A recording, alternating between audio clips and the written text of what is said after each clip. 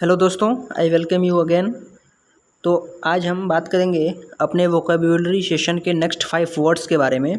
तो चलिए शुरू करते हैं आज का सेशन और देखते हैं आज का पहला वर्ड क्या है।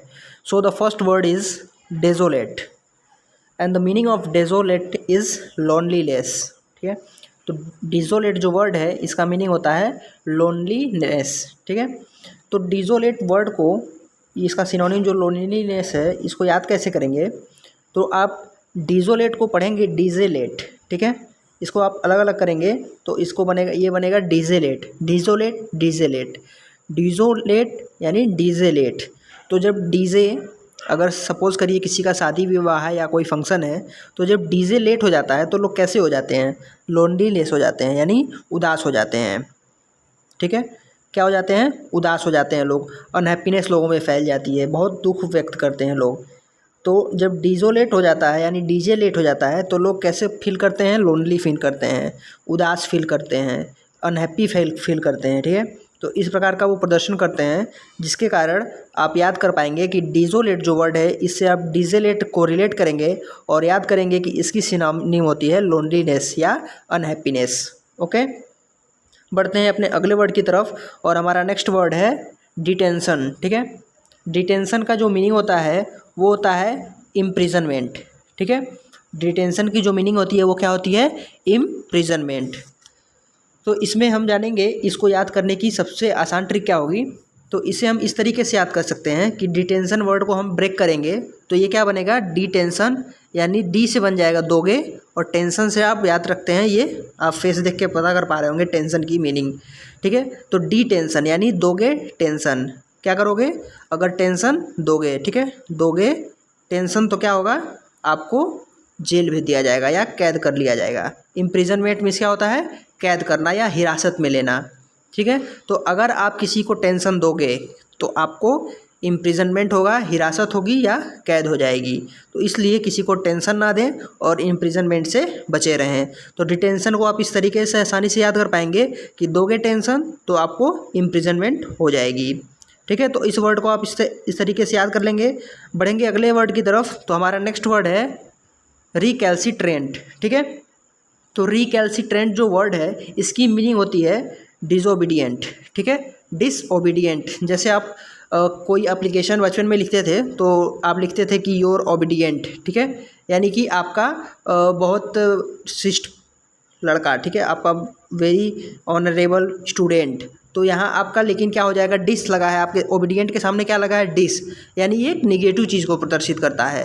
तो ये इसका डिसओबीडिएंट मीनिंग हो जाएगा हठी पर्सन, जो कि बहुत हठी हो या फिर जिद्दी हो, तो उसे कहते हैं डिसओबीडिएंट पर्सन।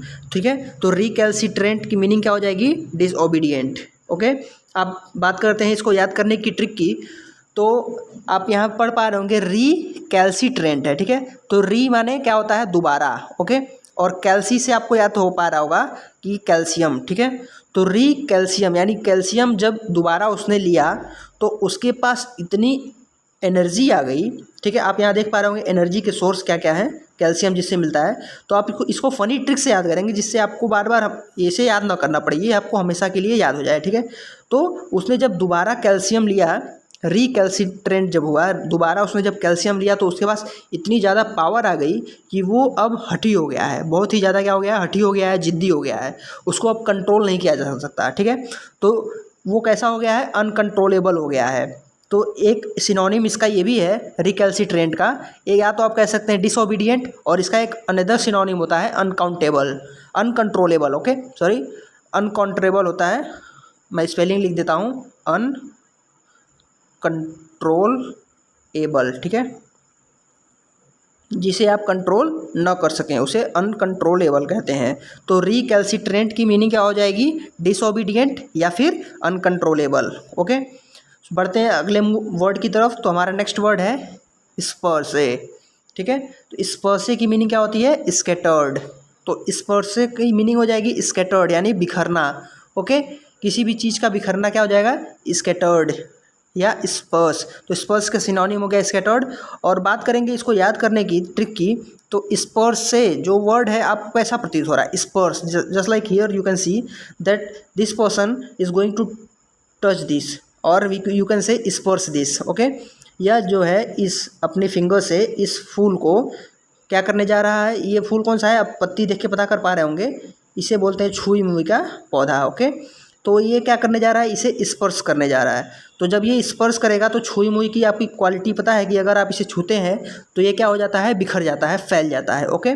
तो जब ये इसे स्पर्श करेगा तो ये क्या हो जाएगा, स्कैटर्ड हो जाएगा, स्पर्श हो जाएगा, ठीक है।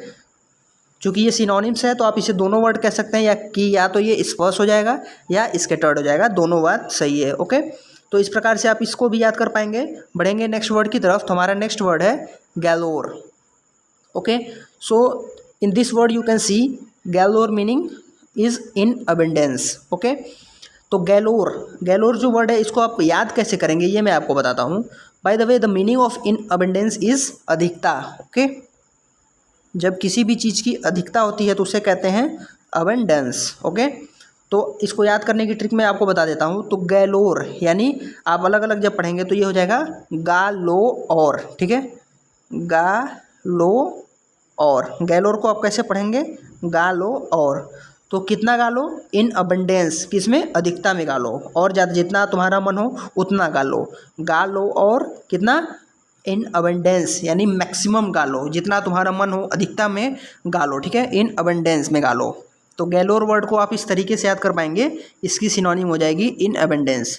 सो ये थे हमारे आज के 5 नए वर्ड। मिलेंगे अगली क्लास में, तब तक के लिए थैंक यू।